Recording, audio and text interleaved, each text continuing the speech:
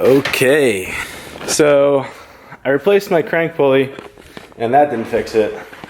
It did quiet it down a lot though. I looked online, people are saying because of what happened with my situation with the flywheel, that they think that the flywheel is crap because the noise is inconsistent with the engine revving. So we're gonna try to pull the trans tonight.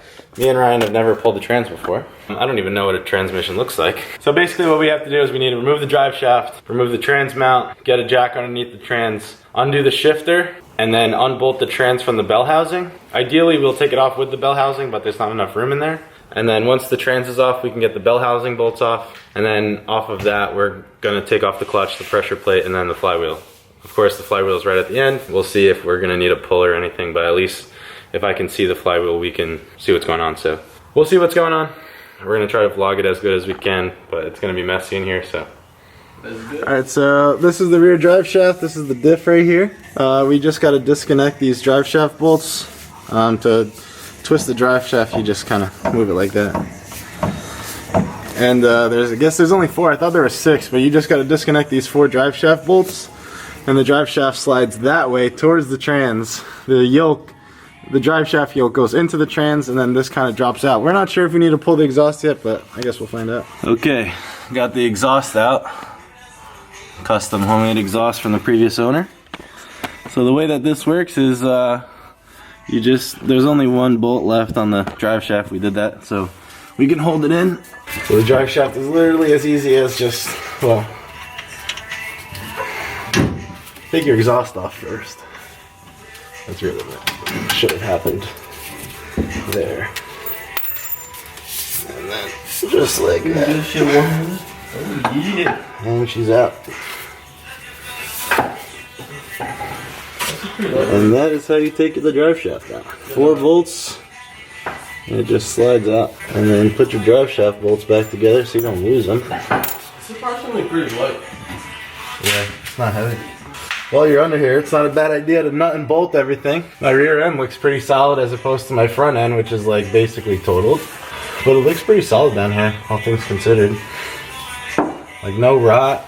I've never really been underneath my car for an extended amount of time, so got drive shaft shop axles, which I never actually confirmed until I saw the seal here. SPL rears. So we're gonna shoot over towards that way. I think we might have to take off the O2 sensors, which kind of sucks, but it's not the end of the world. We tried to do it with the exhaust in, but you couldn't take the drive shaft out without it. So we're gonna just unbolt the trans from the bell housing and try our best. It actually looks pretty tight in there, so I don't know how we're gonna do that, but we'll try our best. You know why? So Ryan's got to take off the O2 sensors because the O2 sensors are in the way of the trans. And then I'm gonna take off using this hex bolt here that I just found. I'm gonna take off the shifter so that the trans can fall through the trans hole thing. Once we get the O2 sensors out and the shifter out, we're gonna remove the trans cross brace, which is like right here. And then what do you do after that? I don't know. Take out the trans bolts that are connecting to the the bell housing. Oh yeah, baby. Oh shit.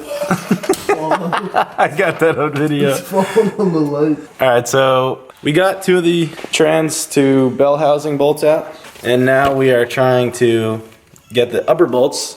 The way we did that is we're using extensions. That extension is going all the way to the front of the motor. It's like a 3 foot long extension.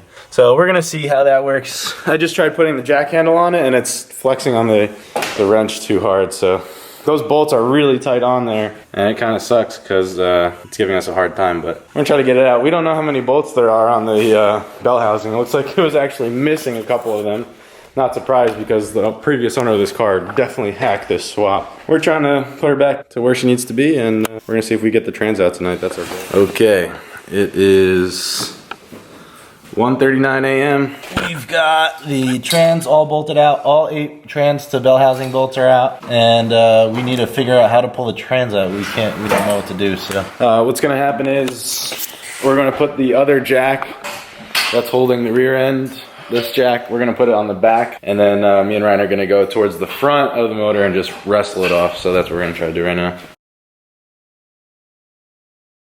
Okay guys, so after a little bit of PB Blaster and some pry bars. We ended up getting the trans off. After that, the clutch is just sitting on, it's somewhere under there, but you basically just take the clutch off. It's got 6 bolts holding it, like if this was the clutch. This is the flywheel, but it has 6 bolts holding it like that.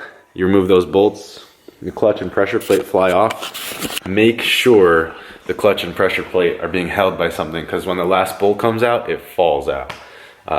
Take it from me. I mean, you can't see it anymore, but I ruined my hand. And then right after that, the flywheel's on with 6 bolts from the middle. Unfortunately for me, turns out that the flywheel wasn't the issue. So tonight, we're going to continue on the next vlog that I'm gonna film tonight.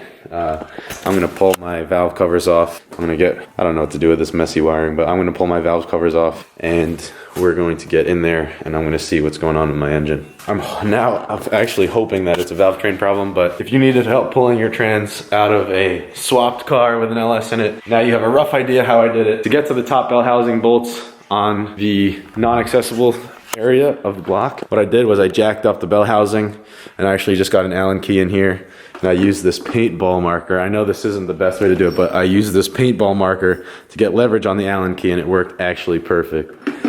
So I hope you guys enjoyed the vlog. I'm sorry it wasn't the best. It's my finals week right now. It's 12:30 at night right now and I just can't sleep. So I'm gonna try to wrap up this vlog tonight.